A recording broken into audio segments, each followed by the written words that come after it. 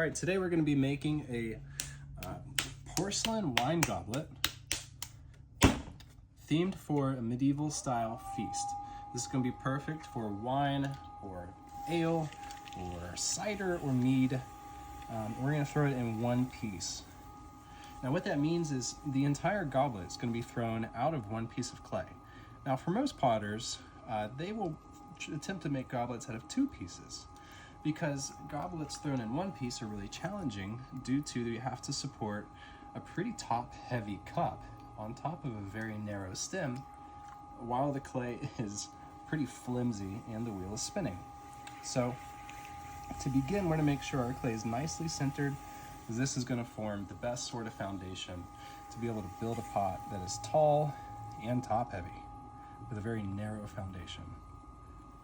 Now to do this, we're going to start with a very interestingly shaped column of clay that we're going to begin making our cup out of the top.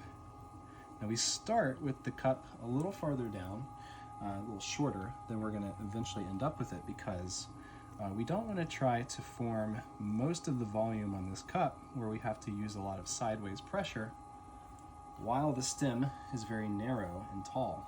We want to do it while it's short and stout. We also have to be careful of the amount of water that we use, because the softer the clay is, the more difficult it will be to get the height that we need out of the stem of this goblet. But we do want to have enough water where we can still have our fingers pretty lubricated, so we're not slipping and or sticking everywhere. All right, so we want our cup to hold a fair amount of liquid. We're thinking these are going to be used for alcohol that's going to be a little on the heavier side than just like a little beer. Probably some wine, probably above 10% ABV. So we're not shooting for like a 22-ounce huge old Stein, but also where it's not like for cordial or like a little nightcap. We want a solid 8 to 10 ounces, because that's going to leave some room on top and let you have a nice beverage, feeling very regal while you drink it. Now the tricky part about doing that is that clay shrinks.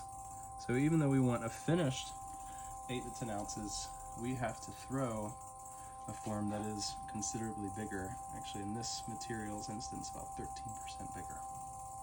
Now, so this is probably about the largest amount of space that we're going to get out of our cup.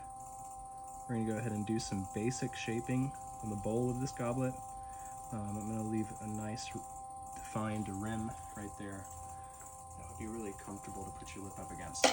Now, here comes the challenging part, where we go to extend the stem of this goblet as high up as we can get it.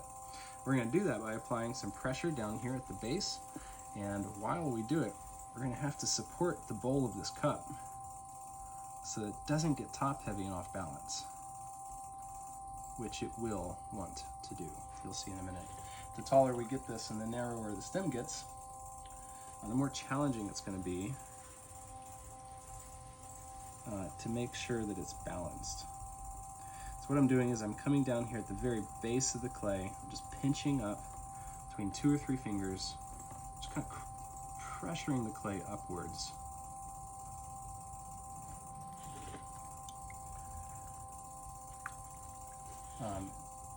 Making it narrower as we go. Now there is a considerable portion of clay down here at the base still. If we were to pick this up right now, it would feel very off-centered, very bottom-heavy, I should say, not off-centered. And we want to be able to create a goblet that is balanced, so when it's full of drink, you're not feeling like you're doing dumbbell curls while you have your feast drink. We're not trying to make anybody do a workout. We want a very nice, lightweight, well distributed stem of clay. We have had a bit of practice. The past 2 mug goblets that we threw today were not nearly as easy. So I'm particularly happy that we're maintaining balance and nice, good momentum, although I probably won't try to stretch it any taller than this right here. All right, now that we have our height, we're going to be using one of these ribs. We'll take off the excess clay and really shape the stem in the way that we want it to. Now I'm supporting the cup part with my hand as we do this, because as we're taking clay off, I am applying pressure to the stem. It's going to want to make things a little off balance. We're going to have to make sure that we're consistently keeping the bowl supported so that it doesn't get off center, while we remove some of this excess clay down here and shape the stem just how we want it. Now, if we're thinking for a medieval feast, fit for like nobility, somebody who would be able to afford a nicely thrown goblet, we're probably going to want something with at least a modicum of decoration. This isn't just a plain carpenter's cup, so to speak. This is going to be a fairly nice form, and so we're going to add some definition to the stem. We're going to remove and shape it in a variety of ways. We're going to carve out some clay right here to create these little ridges.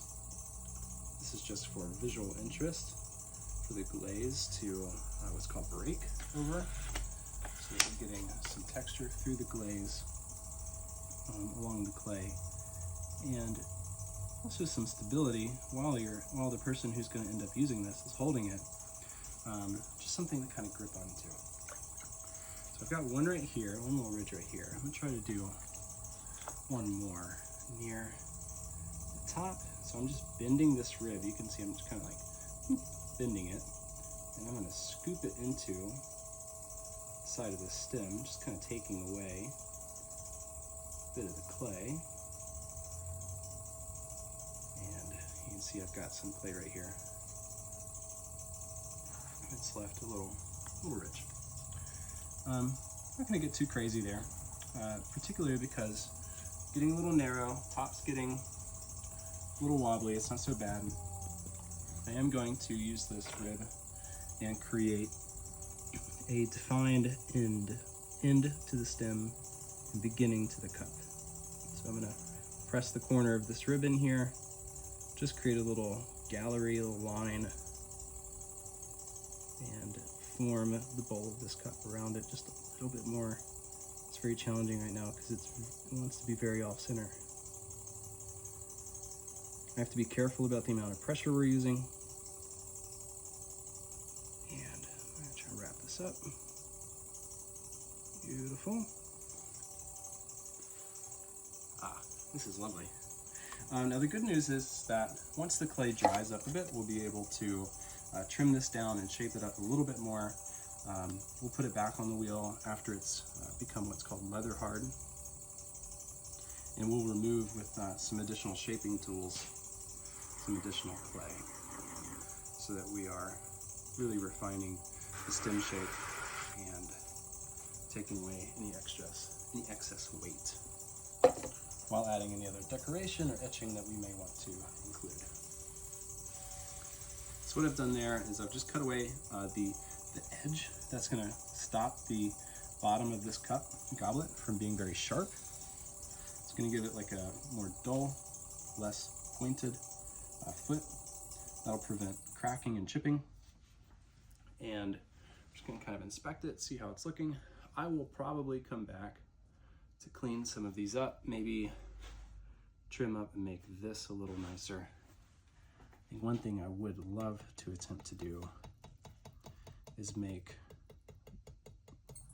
the cup of this goblet just have a little bit more of a belly. Right now it comes like doop. I would love for a nice, graceful belly of this form. So, ooh, it's gonna be tricky. I'm gonna use very light pressure on the base of this form, try to round it out against this rib.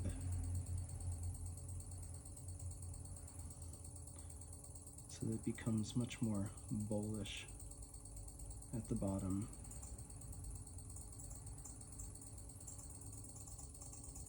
I mean, I'm trying to use,